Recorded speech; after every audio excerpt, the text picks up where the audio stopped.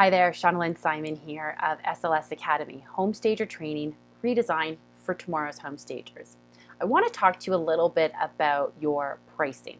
So now if you haven't set your prices already, you're going to really love this video. If you have set your prices, I want to talk to you a little bit about some thoughts for raising your prices, some reasons why you should do it, and some things to take into consideration as you are raising your prices. The reason why I said you're going to love this video if you haven't set your prices already is because there's going to be a ton of great tips here that you can use as a guide to help you to avoid the need to raise your prices early on in your business. So let's get started.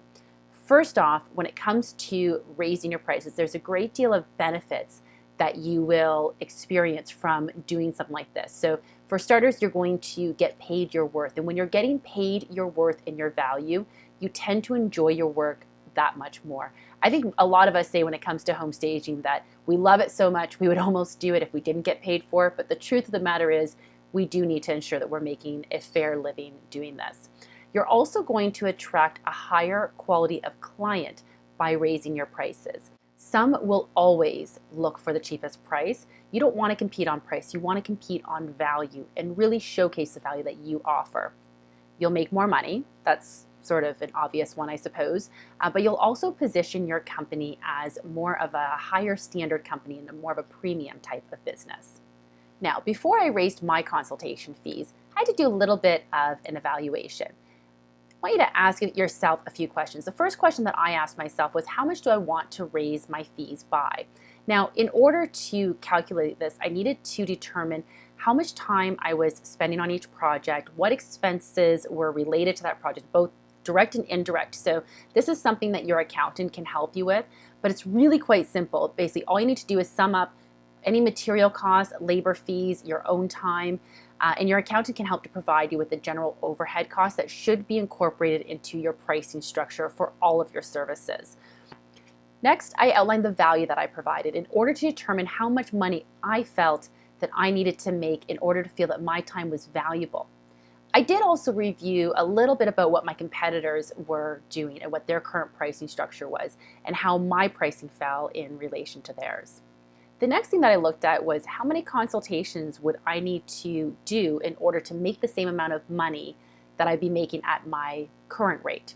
Now bear with me, we need to do a little bit of math. Okay, so let's say you charge $200 for a consultation and you want to raise your prices to $250. Now keep in mind, I'm choosing some round numbers here. I am not saying you need to raise your prices to $250. I don't know where you're starting from. I don't know where you need to go to. This is just intended as a bit of a general guideline for the purposes of this exercise. So at $200, in order to make $1,000 in a week, you need to provide 5 consultations. Now at this new price of $250, you would only need to book 4 of these consultations. What does this mean? It means that technically you can afford to lose 1 consultation per week or 20% of your clients and still make the same amount of money by doing less work. So theoretically, if you can raise your prices and keep the same volume of work, you stand to make more money. But wouldn't you rather make that same amount of money doing less work? This would allow you to spend more time on other aspects of your business. So play with these numbers a little bit until you get to somewhere that you're comfortable with. Now, once I determined how much I wanted to raise my prices by, I needed to set a plan of action, including setting a timeline to implement the change and to introduce the increase to my current client database. So every home stager works differently, and as such, each will provide a different variation of a standard home staging consultation. So why is it that despite what our consultation includes, we feel that we should all be priced the same? You will always have price shoppers. You know, those clients that are looking for the cheapest price and the quickest fix to any problem, but that doesn't mean that they need to be your clients. If that's the type of client that you want, then by all means, stay where you are. You can do a great deal of volume with that pricing philosophy. However, if you want to elevate the clients that you're working with and work less for more money, then you'll want to consider raising your prices. And that's really what this is all about. By changing my pricing structure and raising my prices, I began to attract a better quality of client, and I was able to provide a better quality of service to each and every one of my clients. So what do your current consultations already include? Now, is there anything that's a part of those consultations that could easily be removed without compromising the overall quality of the consultation that you're providing? Think of anything that you could add to the consultation that would not impact you financially. Now, there were a number of aspects to my consultations that were of great value, but weren't necessarily appreciated by all of my clients. Meanwhile, other agents were asking me, how can I add more and give more to my clients? Now, if you've ever signed up for any sort of plan or package, maybe your cell phone company or an online cloud storage program, you've probably seen the tiered pricing structure that they offer. Generally, this will consist of approximately 3 different pricing options. You've got your basic one on the low end, and you've got your premium one at the high end, and then you got this nice one in the middle that generally they'll tell you is the most popular or most recommended program. That's where I want you to sit.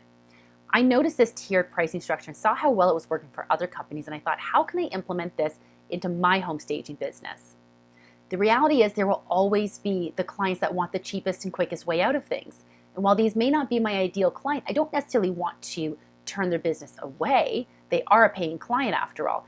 And especially because they're often the real estate agents that will do the greatest volume of business.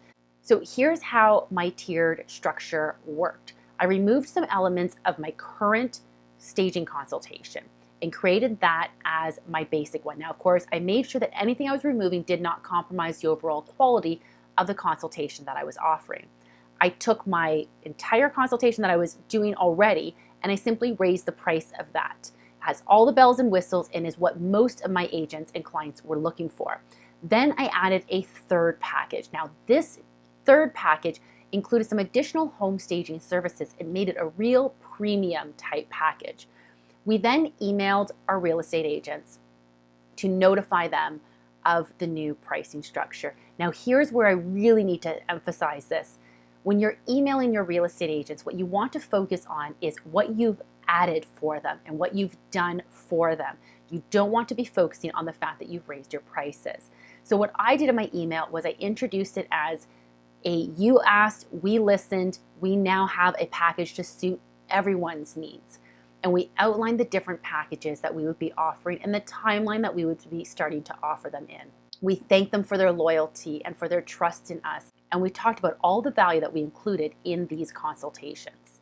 When evaluating whether or not to raise your prices, I want you to think about this. Who is it that's keeping you from taking that leap and raising your prices? We all have that one client that makes a whole lot of noise. You know what they say, squeaky wheel gets the grease. But I want you to think about this. 80% of your business comes from 20% of your clients. And 80% of your stress comes from 20% of your clients. Sometimes you just have to shut out the noise and do what's best for you and your business. You can't please everyone all the time, but if you position your new pricing structure in a way that shows your agents what you are doing to help them and to better serve them, I have no doubt that you'll have no concerns with raising your prices. When we raised our prices, not only did we attract a higher clientele of clients, but we actually increased our business because of this. When you position yourself at the top of the market, people want to work with the best. So get out there and get paid your worth.